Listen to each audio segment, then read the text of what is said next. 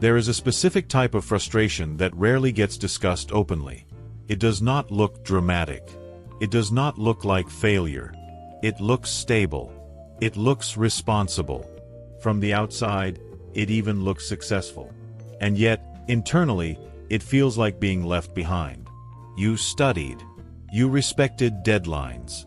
You avoided trouble. You built a clean resume. You did not take reckless risks. You followed the advice teachers, parents, and managers gave you. So why does it feel like you are running at full speed while someone else keeps moving ahead with less effort? The answer is uncomfortable, but structural. You followed the rules of stability in a system that increasingly rewards asymmetry. For decades, the formula was clear. Get good grades. Earn a degree. Secure a stable job. Work consistently. Climb the ladder. Stability would compound over time. And for a long period, it worked. But economic systems evolve faster than cultural advice. The rules many people follow today were designed for a slower world. A world with fewer global competitors. A world where corporate loyalty was rewarded long-term. A world where productivity scaled more linearly. Today, productivity scales exponentially. And that changes everything. When you follow rules built for linear growth inside a system that rewards exponential leverage, you do not fail. You simply fall behind relative to those who adopt asymmetry early. That difference feels like injustice. But it is mostly structural timing. Rule followers optimize for predictability. They choose paths with defined steps: education, certification, promotion cycles, performance reviews. Every move is evaluated for safety. Every decision is filtered through risk reduction. This creates competence. It builds skill. It produces reliability. But it does not necessarily produce leverage. Leverage is the ability to create output that grows faster than your input. A salary rarely offers that.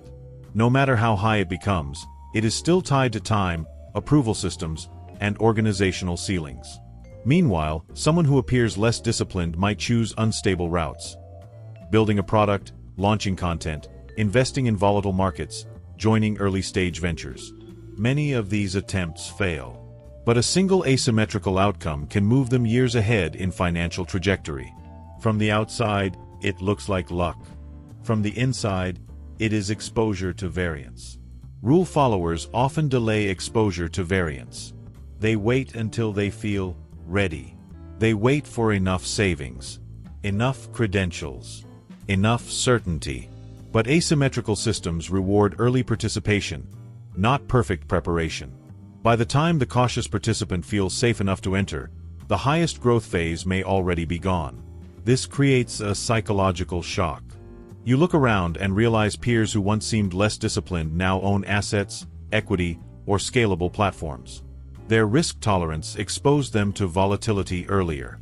Some of them failed repeatedly. But one breakthrough compensated for those losses. You, on the other hand, accumulated steady increments. The steady path is not wrong. It is simply slower in environments where speed compounds advantage. Another layer of the frustration comes from identity.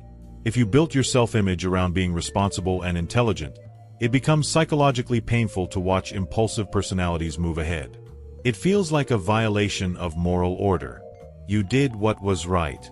You minimized mistakes. You sacrificed short-term pleasure. The belief underneath that behavior is simple.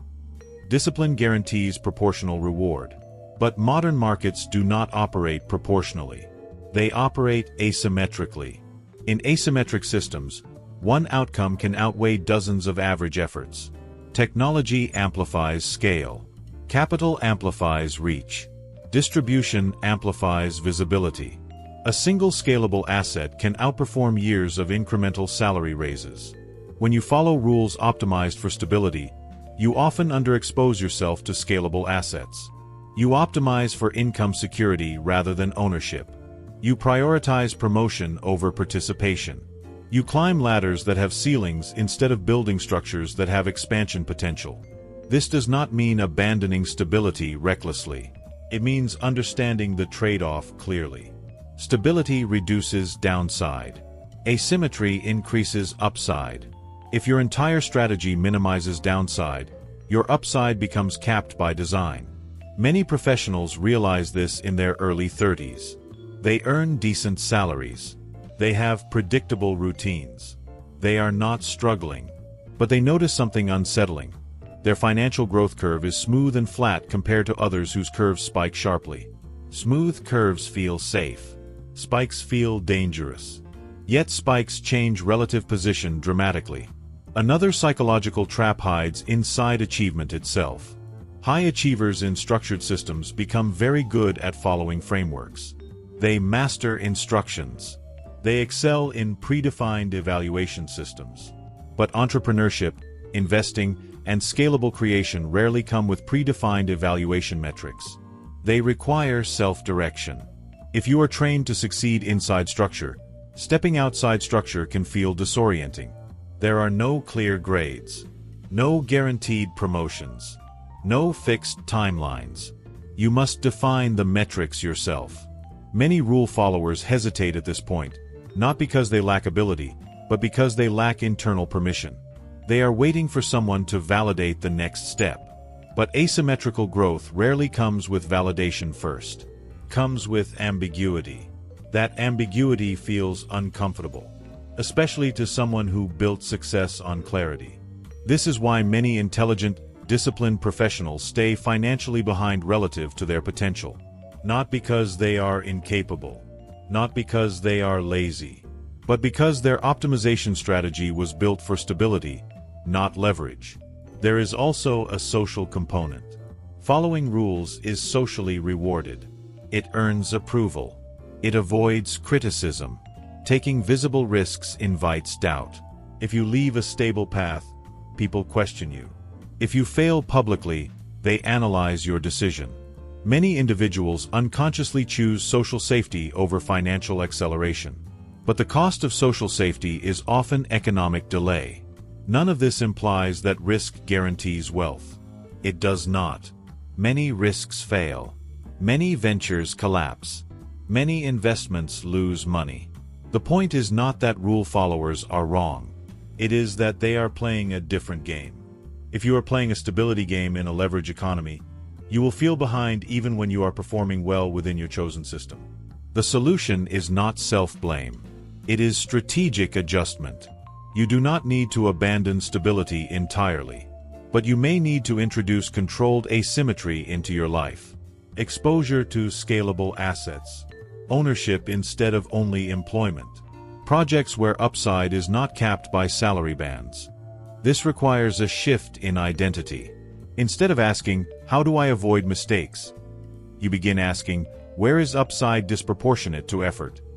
Instead of optimizing only for certainty, you allocate a percentage of time, energy, or capital toward variance.